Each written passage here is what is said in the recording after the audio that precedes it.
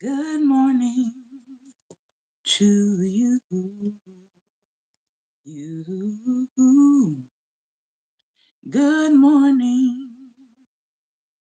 Good morning to you. You. Good morning. Good morning. Won't you share with a friend or two? Good morning. Good morning to you. You. Good morning. Good morning to you. And many more, and many more, and many more. Good morning, good morning, good morning, and welcome to Daring Dialogues. I'm your host today, Shantae Charles. I hope that you all are having a great and wonderful day.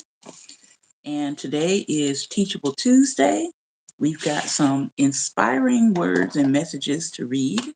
And then we're going to be taking a look at illustrated Black history, honoring the iconic and the unseen. And I really like the way that this particular book is set up um, because there are different drawings in here um, by different people to kind of express people, the different people in history.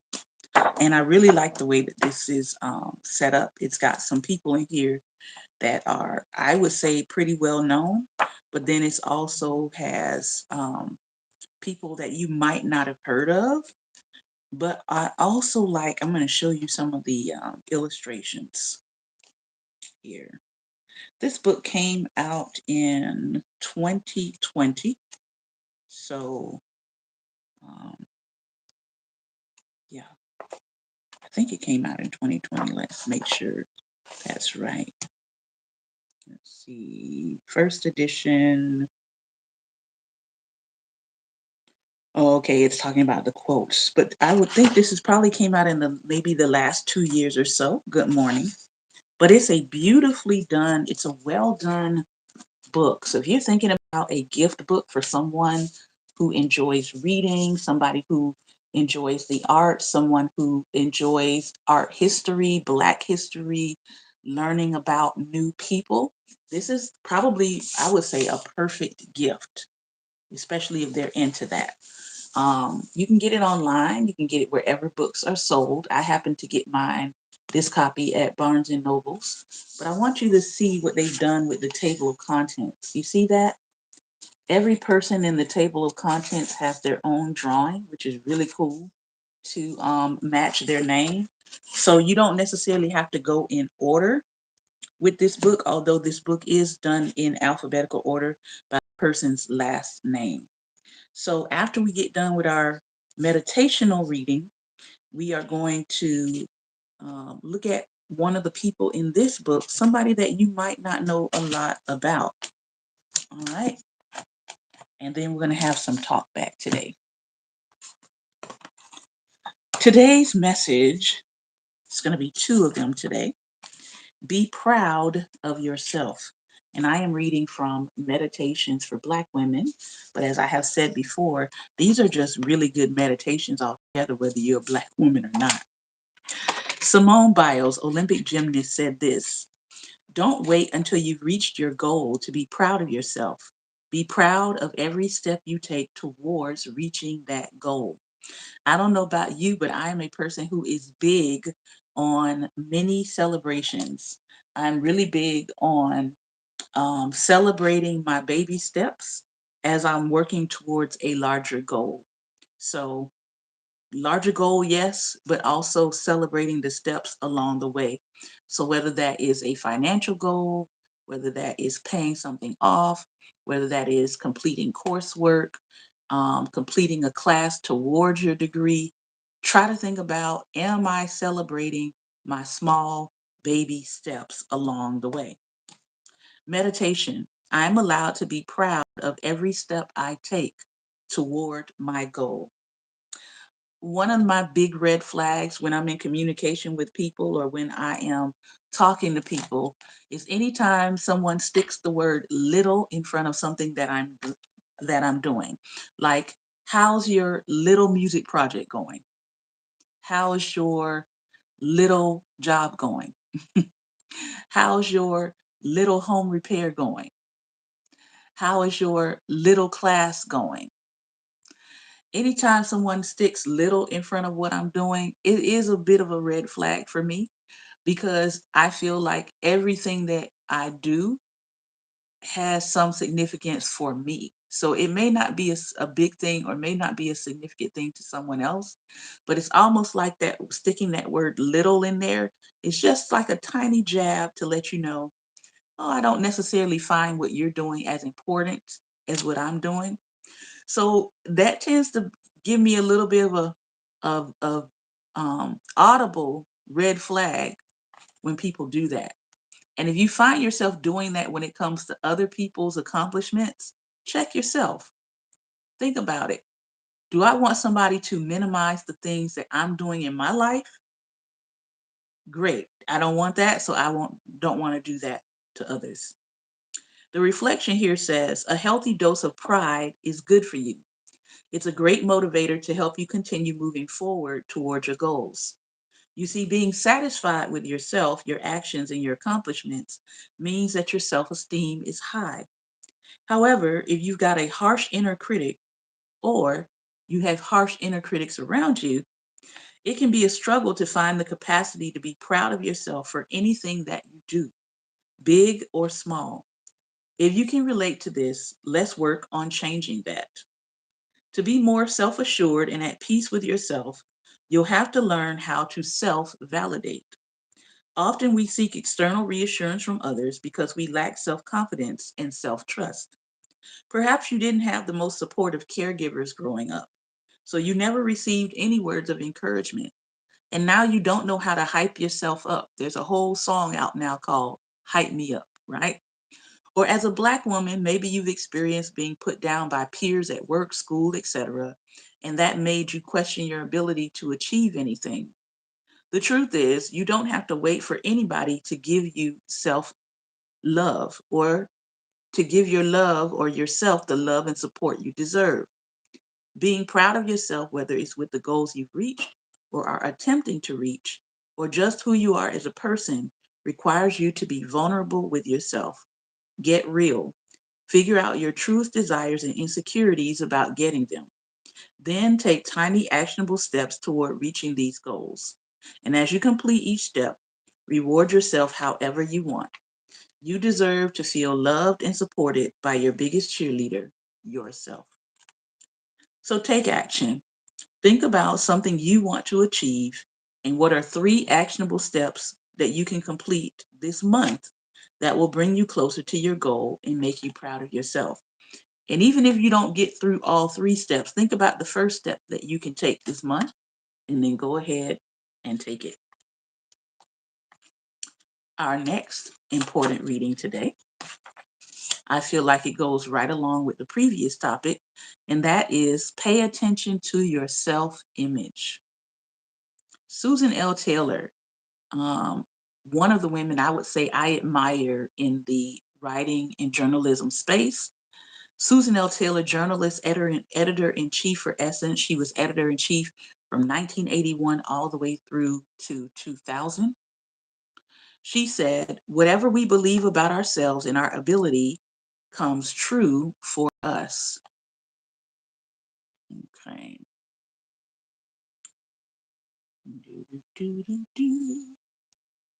Meditation. My mind is a powerful tool for unlocking my capabilities. Reflection. It is so important to pay attention to your self image because how you view yourself in your mind will reflect your everyday life. This is because the mind is a very powerful tool. Do not forget that. If you are always talking smack about yourself and putting yourself down, don't be surprised if you're not able to accomplish any of your goals. Why would you be motivated? Your mind has been beaten down by itself to think that it's not capable of completing tasks. So let's work on flipping the script in your brain. The truth is, a lot of our life desires start in the mind. So it is essential that you try to free your mental space of unkind thoughts surrounding your self image. To do this, you can try using affirmations to challenge those thoughts, which is something that we do all the time on my personal page. I have affirmations that I put up every day. They're called Say It With Me. And I encourage people to not just read it and agree, but to say the affirmation out loud, because what that's doing is it's helping you to not only read it and see it, but also to hear it and also to internalize the thought within. So it's not just about reading the statement, but it's about opening up your mouth and verbalizing it as well. Affirmations are powerful, positive statements that you can use to change the way you think and feel about yourself. They will transform your life.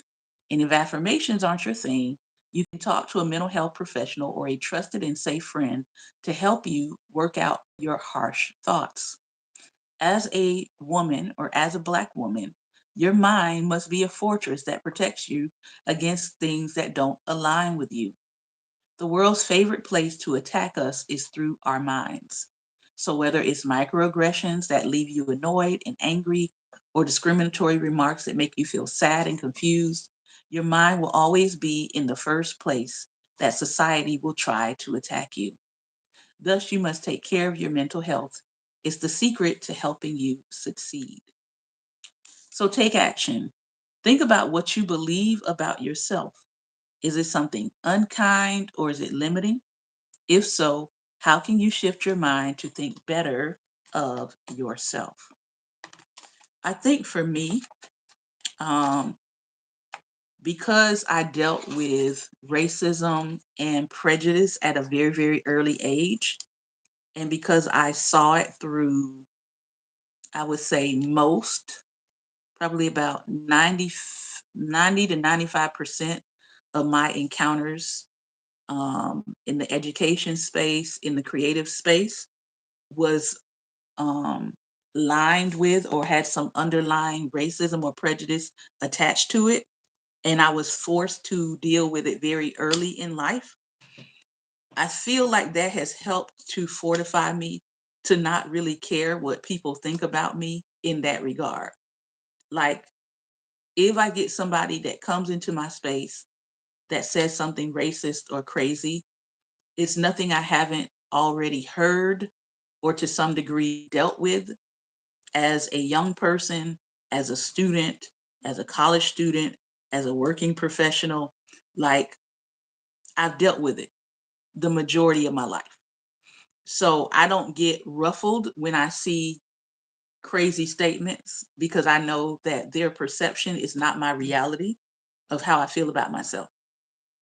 And the fact that even though I have dealt with some unfair things in life, I've still managed to be who I am. I've still managed to overcome. I've still managed to have the kind of life that I want.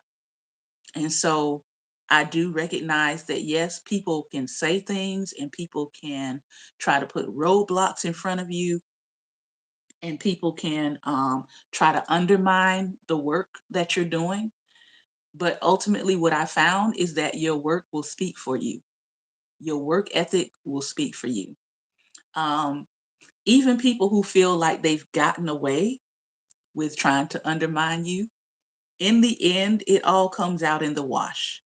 Because what then people realize is, okay, this person who tried to undermine this person, if you take a little bit closer look at them, they're actually underachieving. They're actually not what they say they are.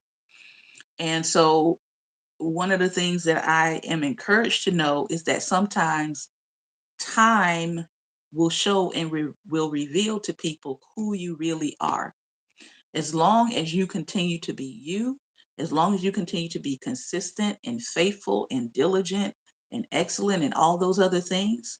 Now, that doesn't mean that um, they will be able to spin the block with you, right? Sometimes people don't get a second chance to make things right with you. Sometimes they just have to learn that they missed out on a good person or a good thing or a good coworker or a good director, whatever. Sometimes they just have to recognize, oh, I missed this. I got this wrong. And so sometimes those things benefit the person coming behind you, and that's okay. Um, but yeah, so when people have done things to me, I have sometimes I confront it, right? Or sometimes I just take it to my creator and I say, "Mm, do you see that? Thank you for handling that." And the creator handles it. And when he handles it, he handles it in a way that his hand is all on it and my hand isn't. But the thing that he has handled, they know exactly why they're being handled. And so this is one thing I love about the creator, that when you put things in his hand, I know some people would say her hand. I know some people would say their hand. When you put things in the creator's hand, it is handled. And it is handled in a beautiful and magnificent way. So that's what I got to say about that. All right, let's take a look on Illustrated Black History, honoring the iconic and the unseen. Let me try to pick someone that we have not talked about on this channel, because we have talked about quite a few people using different books. So let's try to pick someone that we have not talked about here. Let's see. Cato Alexander. Let's see who that is. I don't think we've talked about this person. Cato Alexander. And I like this is the visual that they've given us for Cato. It's a silhouette. And it says, Cato Alexander lived from 1780 to 1858. We're only going to do two of them today. Who has not heard of Cato Alexander? Not to know Cato is not to know the world. William Dunlap from A Scene at Cato's by playwright, author, and actor William Dunlap. In the early 19th century, the hottest place to get a drink in New York City was Cato's Tavern, run by a South Carolina transplant, Cato Alexander. His watering hole, founded in 1810, was on the road leading to the municipal center around what is now 54th Street and 2nd Avenue. Alexander was famous for making boozy mint juleps and punches, so famous that he even received mention in the news media and a mid-century play. He also invented the word cocktail. Alexander's early days are unclear, but it appears he was one of many Black people to gain freedom as a result of New York State's 1799 Act for the gradual abolition of slavery. Known for his culinary skills in beverage service, Alexander offered patrons okra soup, terrapin stew, curried oysters, roasted game, and beverages such as milk punch, eggnog, and brandy cocktails. He managed to stay in business for 48 years as a mixologist. He lost his business for dramatic and tragic reasons.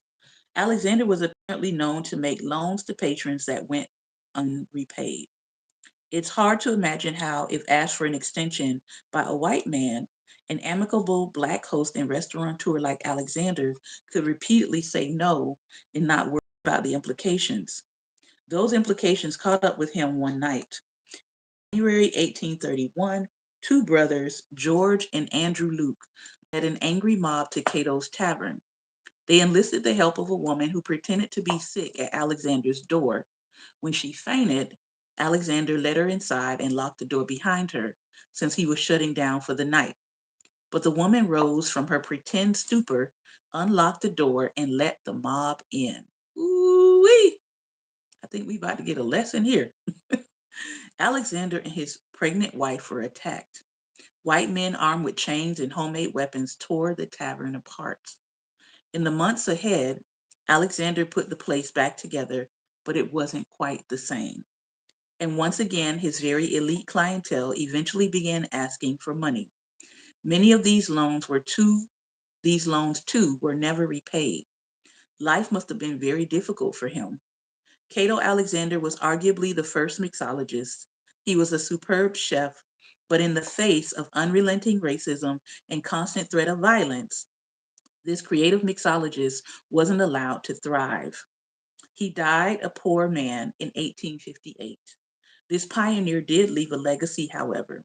Future generations of mixologists would learn his story along with those of Tom Bullock, Louis Deal, Jim Cook, and Washington Woods. Black bartenders who created the proverbial witch's brew for America's rich and powerful. Best of all, Cato Alexander is remembered here, and that makes me want to raise my glass to him. Well, what a way to start this book off, right? There's something to be said for, number one, the compassion of Black people, which I think we actually talked about on yesterday. If you saw our broadcast, and I know Pastor Ben will want to come back in and reiterate some things with that. The compassion of Black people, people who want to keep asking you for money and never repay you as a business person, can sink your business. But his compassion for the woman who pretended to be sick ultimately initially led to his business being destroyed and himself being attacked. Lessons for 2025. All right, last person for today. His name is Jordan Anderson. Let me show you the drawing that has been created. I love this drawing. In case you don't know, this particular type of drawing is called a stippling, which is a series of dots. The name of the book is Illustrated Black History. Illustrated Black History. And every drawing is different. It's by a different artist. All right. We have to learn to say no and stand by that no. Brother Willis Wallace, you are absolutely right. But as you can see, that mercy and compassionate DNA in us, it's there. And some people exploit it and take advantage of it. So we have to learn how to protect ourselves. All right. Hi, Shantae. Glad to hear you again. I know very well how people take advantage of givers and kind souls. It has happened to me so many times. As a former business owner, I learned the hard way. Let me tell you. Ooh. As much as you want to help, you got to realize I can't help everybody. And the other side of that is, if I loan you all my money and you don't repay me, then that means the business that I am in and the help that I am giving, I'm not going to be able to continue to do that. So let's take a look at Jordan Anderson. He lived from 1825 to 1907. If you fail to pay us for faithful labors in the past, we can have little faith in your promises in the future. The circumstances under which a former white slave owner, Colonel P.H. Anderson, wrote a letter to a freedman asking him to return to the Tennessee farm where he'd once been enslaved are not clear. But when Jordan Anderson received word of this request in 1865, he responded. His letter's authenticity has been questioned, but historians seem to agree, at least, that Anderson was a real person. I no longer loan. If I have it to give, I give. Exactly. I think that has become my rule too. If I have it to give, I give it to you without expecting it back in return. If I don't have it to give, I will tell you I don't have it to give, but I will also point people to people who do have it to give or organizations that can help them with the resources. So let's read this letter. Sir, I got your letter and was glad to find that you had not forgotten Jordan and that you wanted me to come back and live with you again, promising to do better for me than anybody else can. I've often felt uneasy about you. I thought the Yankees would have hung you long before this for harboring Rebs they found at your house. I suppose they never heard about your going to Colonel Martin's to kill the Union soldier that was left by his company in their stable. Although you shot at me twice before I left you, I did not want to hear of your being hurt, and I'm glad you're still living. It would do me good to go back to the dear old home again and see Miss Mary, Miss Martha, Allen, Esther, Green, and Lee. Give my love to them all and tell them I hope we will meet in a better world, if not in this. I would have gone back to see you all when I was working in the Nashville hospital, but one of the neighbors told me that Henry intended to shoot me if he ever got a chance. As to my freedom, which you say I can have, there is nothing to be gained on that score, as I got my freedom papers in 1864 from the Provost Marshal General of the Department of Nashville. We have concluded to test your sincerity by asking you to send us our wages for the time we served you. This will make us forget and forgive old scores and rely on your justice and friendship in the future. I served you faithfully for 32 years and Mandy 20 years. At $25 a month for me and $2 a week for Mandy, our earnings would amount to $11,680. Add to this the interest for the time our wages have been kept back and deduct what you paid for our clothing, 3 doctor's visits to me, and pulling a tooth for her, and the balance will show what we are justice entitled to. Please send the money by Adams Express. If you fail to pay us for faithful labors in the past, we can have little faith in your promises in the future. We trust the good Maker has opened your eyes to the wrongs which you and your fathers have done to me and my fathers, in making us toil for you for generations without recompense. Say howdy to George Carter and thank him for taking the pistol from you when you were shooting at me, from your old servant, Jordan Anderson. Now, I'm reading this and I'm laughing to myself because, first of all, again, there's that whole compassionate DNA thing. This is someone who was formerly enslaved. This is a very kind letter to write to someone who has enslaved you and your wife for how many years? Let me go back. 32 years without pay. Some of us would be telling this man off if we had one paycheck missing, much less 32 years, okay? But it also too reveals a wealth gap and a pay gap between men and women.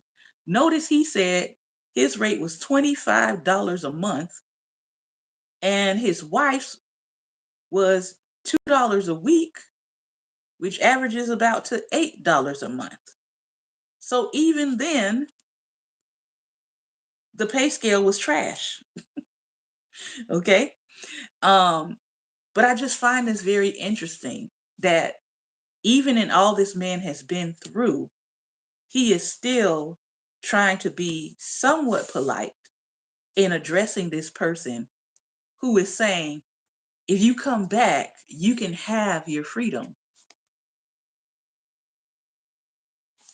He's like, there's nothing to gain for me for coming back because I already have my freedom papers.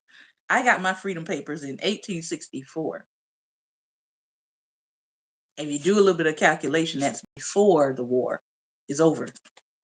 But if you come back, you can have you can have your freedom. Well, when I was serving you for 32 years for free, why couldn't I have my freedom then? See, I would be like, you play too much. You playing too much. The slave owner would have most definitely unalived him if he would have returned back to that slave owner. Yeah, exactly. Or re-enslaved him or put him in a pit. and continued to try to breed his wife. Let's not forget that part, because they were still doing that. I know that's right. 32 years, his letter was very kind indeed. He gave them an opportunity to do right. Right. He gave them an opportunity to do right.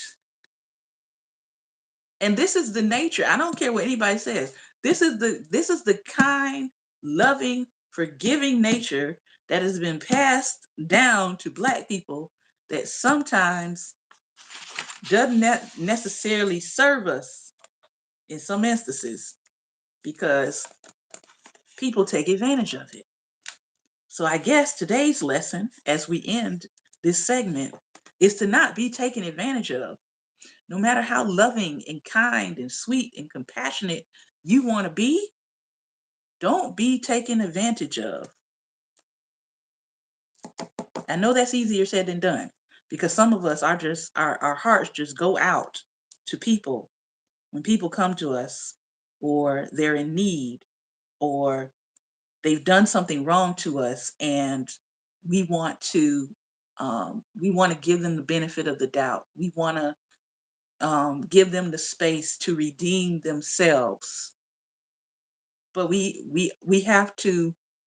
I think the way I want to put it is, sometimes our um, grace and compassion for other people can sometimes get in the way of our need of self-preservation. I think that's what I want to say. I think for Black people, we've got to work on our self-preservation skills versus our outward extension of compassion. I can forgive, but that does not mean I will go back to harmful people. Absolutely. I am 100% in favor of, I can forgive you, but you will not be accessing me in the future. You will not be accessing my time. You will not be accessing my family. You will not be accessing my money. None of that. Forgiveness does not mean re-entry. Somebody need to put that on a postcard, put it on a 3x5 card, and stick it on your mirror. Forgiveness does not mean re-entry or access to your life. Willis Wallace says, most time it is those in our inner circle. And I'm going to be honest with you, Wallace, I don't have an inner circle. The Spirit of God told me a long time ago, you don't have an inner circle. Do not get yourself entangled in circles. Find your sphere. And I did a whole article writing on that. Maybe I'll put it up here once this process. But he taught me about finding my sphere. In other words, there are several different groups of friends that I have, and sometimes those groups and those friendships intersect, but I don't tie myself into, this is the only circle of people that I am friends with or rely on or any of that. So that's been my personal philosophy of life, and that has really actually kept me out of infighting with people, because when inner circles break, or when inner circles have fractures in them, it can get really ugly and really nasty. And I have seen good friendships go to trash because somebody in the inner circle went crazy and it fractured people. So I've just learned not to tie myself to anybody's circle.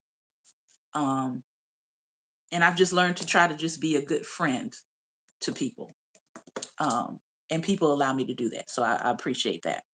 I've learned to listen, but not immediately jump in or respond to rescue, because some folks can sense my giving nature and compassion and will try to take without merit or need or even appreciation. Girl,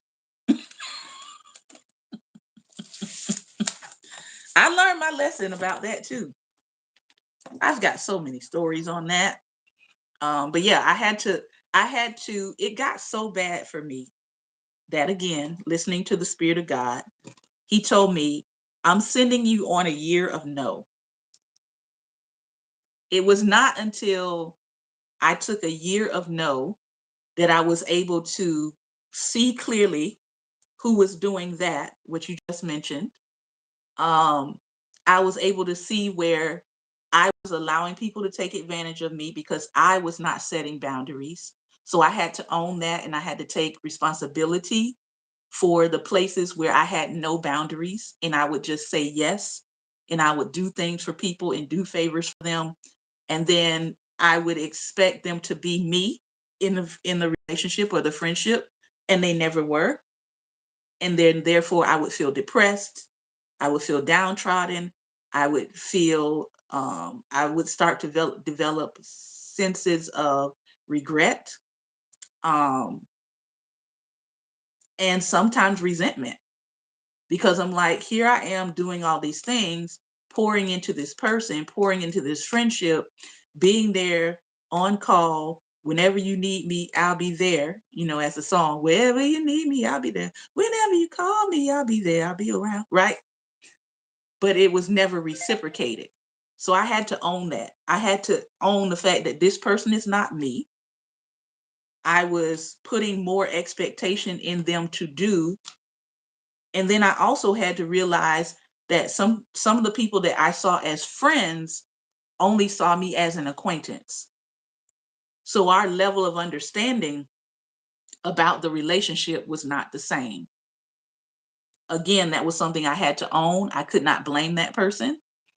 I just had to recognize, and I had to start recognizing where people saw me in their life, like how people position you in their life. I think people need to be honest about that and then adjust accordingly. When you put somebody in the center of your life and you realize that person has you on the fringes of their life, right? Then that means the effort and the energy that's being put in is not going to be equal. So when you recognize that you are just an acquaintance to somebody you consider to be a close friend, you have to start adjusting and say, okay, I'm on the fringe in their life. They need to be on the fringe in mine. Share the article about finding your sphere. I don't have a real inner circle, but I do have trusted friends, though they are not all connected to each other. Exactly. That right there. And like I said, sometimes your friendships intersect. Um, Sometimes my friend groups intersect, but sometimes they don't, and I'm okay with that. Um, yep. Be a good friend without getting tied to a group or a circle. Lady Stephanie says most relationships are not covenant based, but more transactional. Exactly. And I'm glad you said that word covenant, because I was trying to have covenant friendships with people who were transactional based.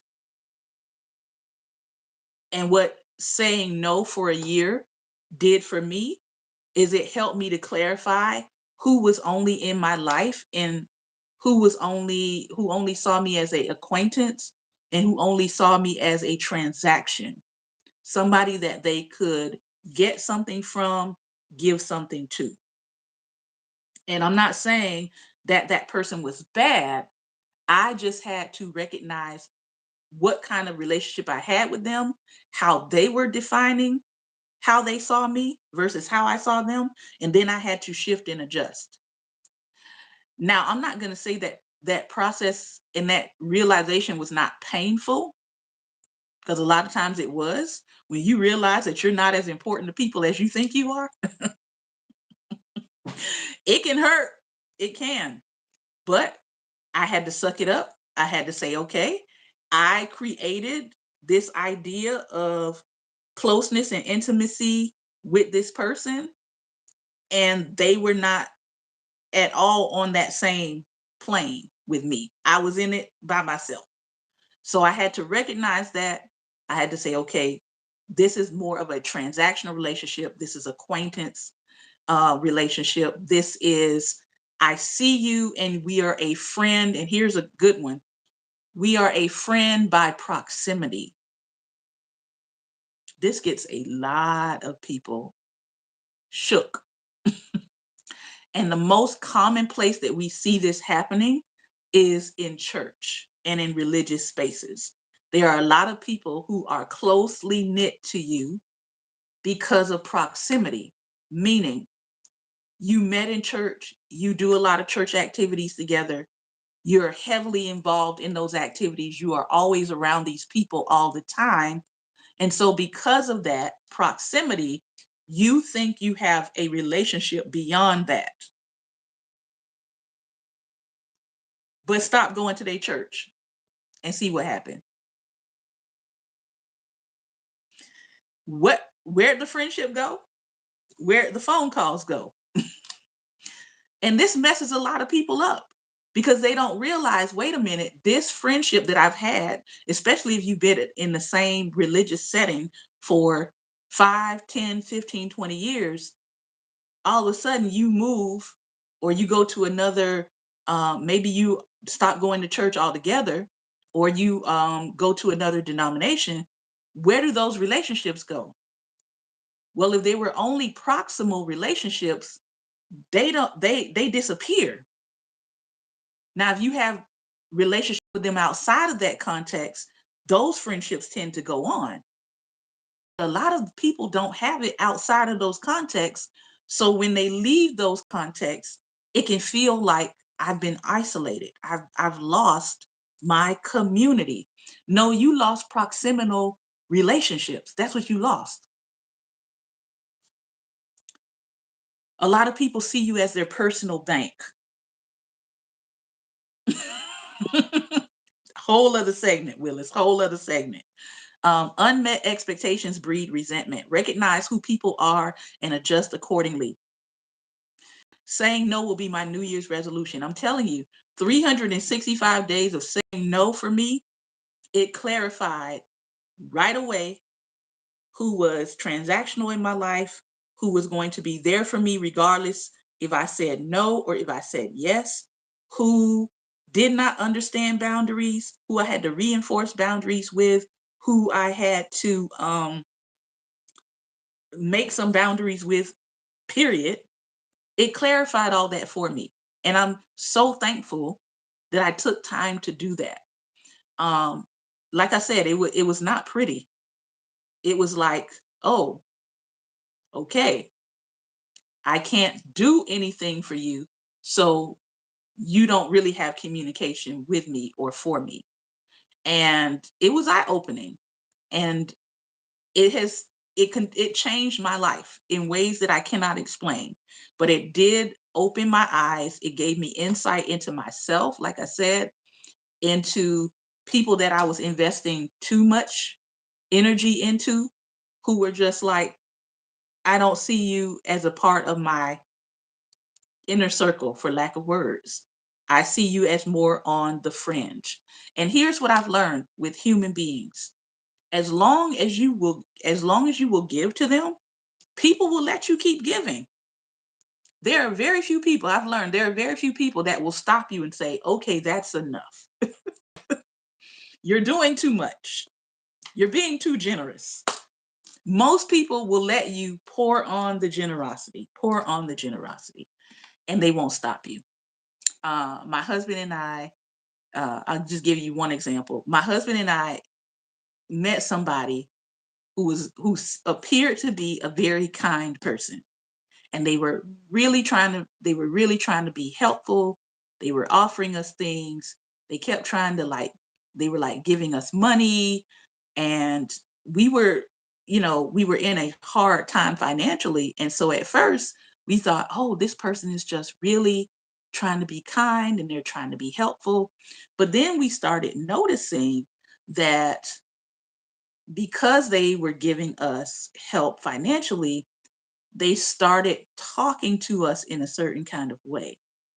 And they started feeling as if they could chastise us. And then we had to say, and then they were like, it was more of, I'm giving you this, or I'm sowing into you, um, because I recognize that there's a gift on your life to receive. Some people have that if you give to their life, your life explodes with good things. when you are that person, you have to be careful about who you allow to give you stuff. I'm just being honest. And so when we realized that that person was sort of um, giving to us to gain something spiritually, we had to say, we're good. You don't need to give us anything. Thank you for your prayers. And here's the thing. When we started saying no, thank you, when we started saying no, thank you, that person, attitude and behavior just switched. It was like a light switch. They switched, and then they became antagonistic. Then they started trying to undermine us. I was like, oh, okay, that's what this is about. You were trying to see if we could be bought. You thought that you were trying to buy us. You were trying to buy us. You were trying to buy into what was on our life. And when we said no, and we closed the door to you trying to buy into something spiritually, to tap into something spiritual, then it became a problem. Then we became a problem. So you have to watch out for that. Let me see. Lady Shantae Ryder says, yes, it hurts. Not one friend in sight. I learned that years ago. Church and work friends. Many drop off when I move despite my efforts to stay connected. I no longer grieve that. I understand the seasons. That too, that's a very important point too, La Portatina. That even despite your efforts to stay connected, sometimes people just do not want to maintain that connection, right? It has been now, let me see, we left Florida in 2011. It is 14 years later. And there are some people in Florida that we are still connected to, right? There's people that we still talk to on a regular basis. And then there are people that, again, we had proximal relationship with for the time that we were in Florida that we don't ever hear from now. I mean, we may see a picture or a post every now and then on social media, but in terms of um, a conversation, in terms of messaging, DMs, phone calls, all of that, we don't hear anything. There are people, as a matter of fact, I'm laughing at myself. There are people that I'm writing Christmas cards to, that I write Christmas cards to every year. Some of them haven't responded back. So guess what I decided this year? If I don't hear back from you this year, if I don't see a message that says, hey, I got your card, at least, you don't even have to send me one back. Just say, I got your card. If I don't see that, off the Christmas list, they will go. Do you know how much postage stamps cost these days? No, I'm just kidding. But no, I'm just saying, despite your efforts to stay connected, sometimes people are just not interested in staying connected. Sometimes people's seasons in their lives change, right? Sometimes people feel like, hey, I've got a lot on my plate. People are getting married for the first time, or the second time, or the third time. People have young children, or older children, or children transitioning. So people have a lot going on in their lives, and I don't knock any of that. But what I do know is you stay connected, or you make the effort to stay connected to people that you feel an affinity to and for. Lady Stephanie says, inconspicuous bartering, no thanks. Often. Awesome. I'm thankful for your Life Nation live chats because I'm one of your Florida friends and I love you to life. I love you to life as well. And I'm so excited for all of your journey that you've allowed us to share with you over the years. I'm thankful for your poetry. I'm thankful for your partner, Stan. And so, again, people, we have to make room, right? We have to make room for people, whether they want to hold us close to their heart or if they want to hold us on the fringes, right? Because that's the same thing with us. There's some people in our own lives that we hold close to our heart, and then there's some people that we hold on the fringes. I don't fault people for either one, but just let me know where I'm at, okay? And if I'm nowhere in the picture, I will move on.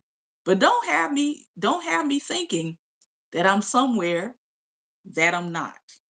And my year of no helped me to see what I was ignoring. Sometimes we're just ignoring where we are in people's lives. And that's not on the people, that's on us. All right. So I know we are way past my time um, um, of the talk back. So I'm going to see if I can bring Pastor Ben on. Pastor, hope you are still here. I'm going to bring you on for the talk back. Um, so let me see. I have to share. Let me share the link with you. Hold on, everyone. I should be right back. Hold on.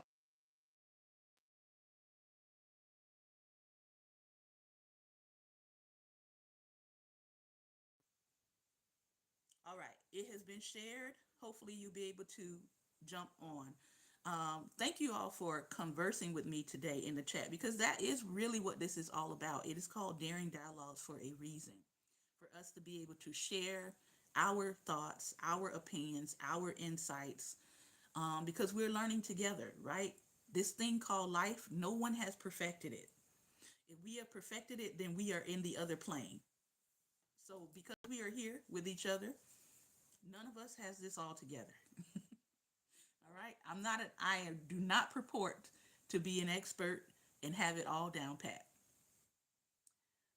My volume got suddenly low once I shared. Unfortunately, for some reason, YouTube does that to me.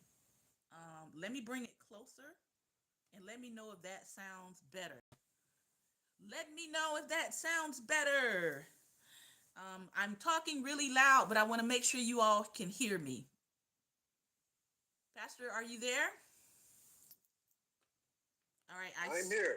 Okay, I see you and I hear you. Um, Same. Oh no. Oh no. Can you hear me better now? Can you all hear me? Can you all hear me? Go ahead, Pastor. Okay. One thing I know, being from the 305, which is now the 954. For those that didn't know, the 305 was all of South Florida, Uh-huh. and then they split us up. Mm-hmm. But the old 954 and 305, you can't buy us. Correct. Say that again. The old 305 and 954, you cannot buy us. Don't waste your time. Okay, Pastor, they're saying that you sound loud but with an echo. Okay. Something might be echoing. Uh, You're okay. Let having me let me. I hear the echo. Can you take your How about earpiece? now? All right, is he still echoing everyone? I am talking really, really loud in the hopes that everyone can hear me. I know my husband can. Okay. Yes, I can hear you. I will listen. Okay. Willis, is it still echoing? Am I still echoing? She said that sometimes happen if you have two mics on. So you might have to go off of your headpiece and do your regular phone Yeah. sound. You all give me a second. Okay. Thank you all for your patience. We appreciate it. All right. Hopefully, I am sounding a little louder. I am like bringing my phone closer and closer, and I have my volume up all the way as high as I can get it. Do I have an echo now? Does he still have an echo? We'll wait for somebody to say yes or no. Do you still hear an echo with him? Do you still hear an echo? He says yes, he still hears an echo. Okay, let me do this.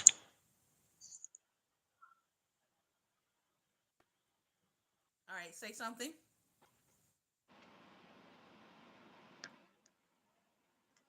Okay, now, how about now? How about now?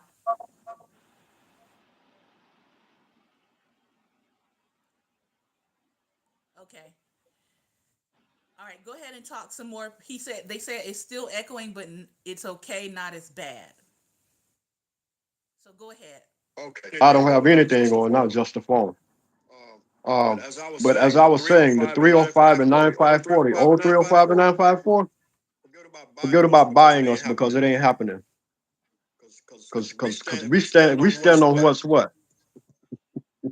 As Pastor Shantae said yesterday, we gonna call a thing a thing. You can put $1 million in our pocket. We still gonna call a thing a thing. Yeah. So, but I also learned the hard way not to lend anything I couldn't afford to lose. And that has been a rule for me. I would probably say the last maybe 15, 20 years. Now, you know my story, and a lot of other people who have been following us for a few years now know our story Hmm. to the fact that we were schemed out of some things. That's a different kind of loss. But in terms of giving something to the point where um, it causes your whole life to fall apart, I think I had always understood that.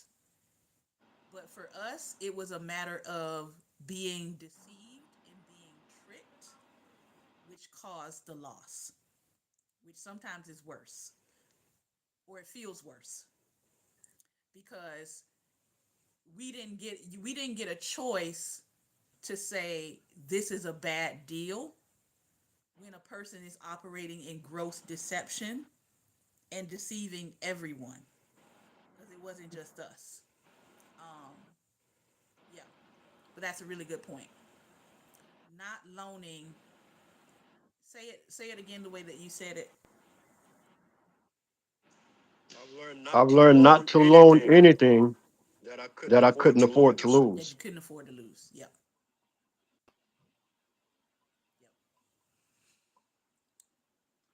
Uh, because as we discussed yesterday, and you alluded to today, we are a caring people, regardless of the narrative and propaganda. Mm-hmm. We are a caring people. We care about others. We give people many chances Mm-hmm. because of that. And one of the stories, I think it was the last story you read about the guy wanting his ex-slave to come back Mm-hmm.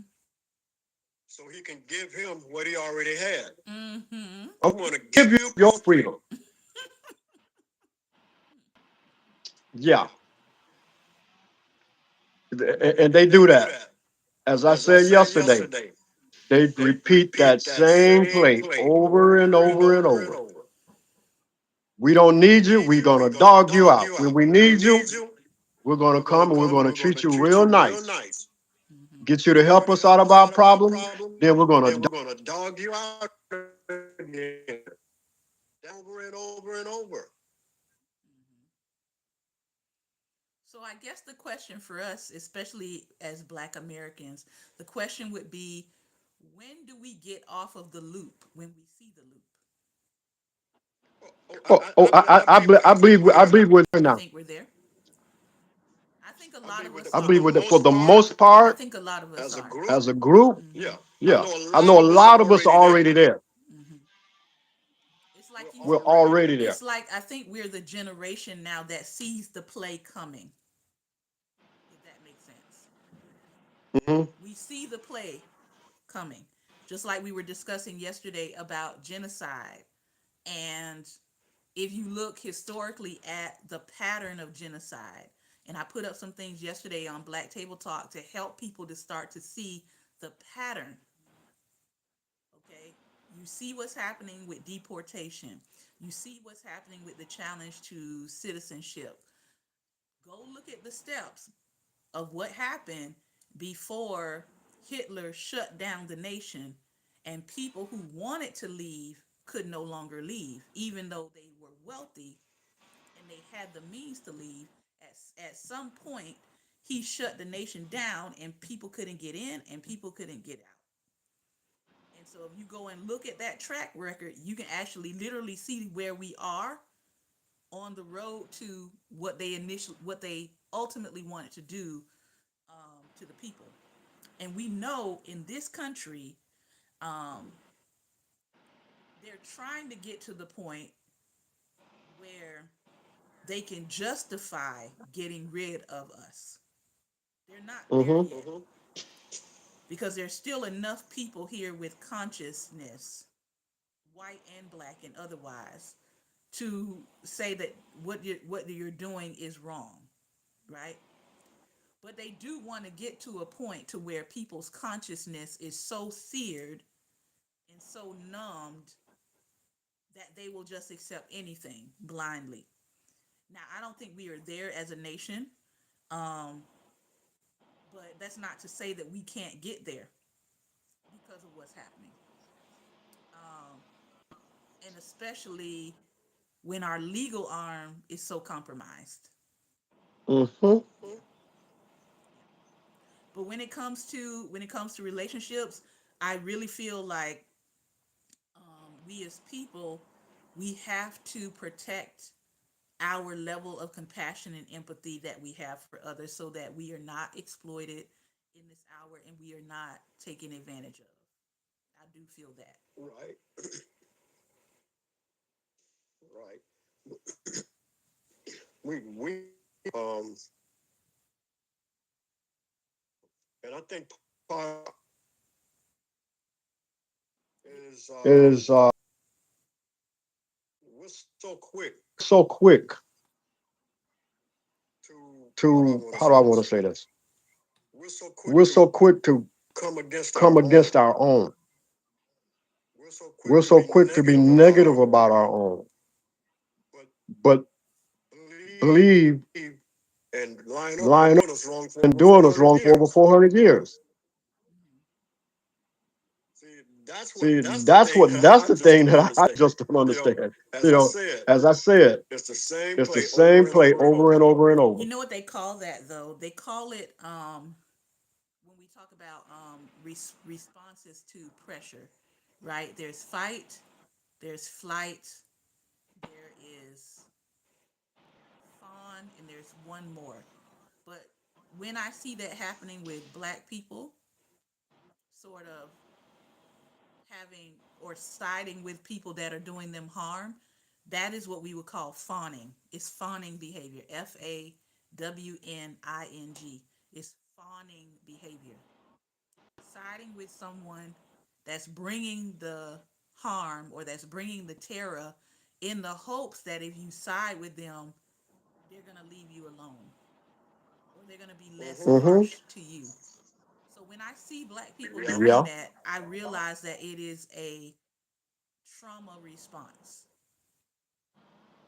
Sometimes they don't even know they're doing it, but it's a trauma response.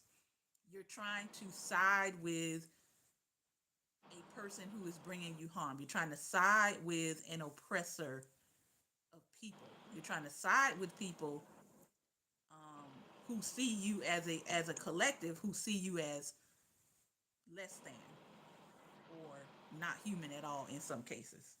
So it's fawning. It's fawning behavior. I think I want to say it's Dr. Claude Anderson, who may have coined the term "white ice is colder." Hmm. It's the same thing. I see two people who can offer me the same thing, but I'm gonna navigate to the white person versus the black person who's offering me the same thing. or with the same value. It's comparable, but I'm gonna go side with the white person. Mm-hmm. Um, Willis Wallace said that is the houseboy. Yes, fawning behavior. Um, who did I read? Read somebody earlier this week where they said you could see it in the language of the overseer and the house Negro. That when the overseer got sick, he would say, "Are is we sick, master?" Mm-hmm. When something happened in the house, they would say our house, but it was not his Mm-hmm. house. But he identified with everything that had to do with the master's house as his own. He internalized it as his own, even though it was not his. Listen, and Fawning behavior. I'm going to tell you who played that part very well. Samuel L. Jackson when he played Stephen. Mm-hmm. And that's why I call people like that Stephen and Stephanie. Not to be confused with the Stephanie on our broadcast, by the way. No, no, not to be confused with that Stephanie. No, that's a different Stephanie. But But I get yeah, what you mean. I get what you mean. Final thoughts, Pastor, as I got to wrap it up here. I know we're past time. I'm going to say this. I think people don't see what's going on because they're under the illusion that these things can never happen in America, even though they see the process. Mm-hmm. It's like this is America. That can never happen here. But you're witnessing it happen, and you're doing nothing about it because you don't believe it can happen. Mm-hmm. Wake up and see it for what it is Mm-hmm. happening. It is happening. And I don't think a lot of people, I think the people who don't believe that it can happen, I just don't think that they're watching some of the things that's happening. There's a lot of people who have said, I don't believe the news. I don't believe what's on television. I don't believe what I'm seeing on social media. So they're actually participating in their own media blackout, but that doesn't help. That doesn't Hmm. help us, and that doesn't serve us. So I'm not watching some of the more violent things that I see being filmed, but I am paying attention to what is being filmed. Grassroots, on the ground, people's testimonies. So yes, it is happening. And we don't want to wait till it comes to our own communities or our own neighborhoods, like in Chicago. That was a more extreme version, right, of what they did with those people's apartment building and complex. But they want to do that more. Like that wasn't just a one off. They want that to be the common way that they handle people of color in this country. And right now, they are doing it through ICE. But that's not to Hmm. say that it won't expand beyond ICE to the military, to the National Guard, to police forces. Okay? It's not to say it won't expand to those areas and arenas. Willis Wallace said, "A question to the pastor." Go ahead and ask the question because we're getting ready to close. So I think we need to stay aware. I think we need to pay attention. I think we, as we said, continue to organize offline. Find your local organizations. There are grassroots organizations all over the country who have been doing the work to prepare yourself. Oh, he's going to enjoy this question, Willis. What are your thoughts on Christians having guns? What am I? What? Okay. What are my thoughts on? Christians having guns. Oh my goodness. Yes, sir, buddy. Jesus. I'm going to scripture. Jesus told his disciples, "I've sent you out. You carry nothing with you." Paraphrasing a little bit here. Then he told them to get swords. And as they were walking, They said, here's two swords here. He said, that'll be enough. They got those swords and they carried those swords. I am a pastor. I not only carry a gun, but I'm also an instructor. Mhm. And during the Civil War, what we'll call the Black Robes, who were pastors that carried guns. Mhm. So to your So to your to answer your question, question, yeah, I was gonna say to your question, Willis, he's a I am firearms instructor. I am all for it. Mm-hmm. But here's the difference. Here's the thing. Here's the thing. I I also also we also teach gun laws, gun gun safety, and safety, all and those all those things. things. We We teach teach when you when you can can mm-hmm. and when and you when you shouldn't. shouldn't. Mm-hmm. There's There's always always de de-escalation escalation first. first. Mm-hmm. Always. Always. If it If it doesn't doesn't work, work, am I to am I to allow them allow to them to harm harm me, me, or am I to or am I to defend defend myself and my myself and my loved loved ones? ones? If If someone's someone's breaking in your breaking in your house and you house and got you your got your daughters, your daughters, little your little kids there, kids there, and you know and you you're know the you're only the line of only line of defense, defense, mm-hmm. what are you What going are to you do? going to do? I I trust in trust in God. God. Was to get swords. And I trust in the wisdom to aim straight and not miss. Exactly. Exactly. Trust in Trust the in the wisdom wisdom to to aim aim first. first. All right. I want to thank you for your time and attention. Um, Willis Wallace says he's a Navy veteran and understand the laws. Excellent. Willis, I hope that you will think about doing some self defense and weapons training in your community, um, connecting with local groups, even if it's like the Boys and Girls Club, 100 Men of America, some type of group, um, Urban League, someone where you have the space, where they can give you the space to maybe help the community out with that, because more of us are going to need some training, um, just basic hands-on how to defend yourself kinds of things. And so I encourage, I come from 4 generations of military, 4 generations of law enforcement. I encourage people all the time, use what you've learned in your field and in your training to help the people in your community that need some self-defense skills, because we see how these pseudo supremacists are trying to go and attack the vulnerable in our communities, and we want them to be prepared. All right.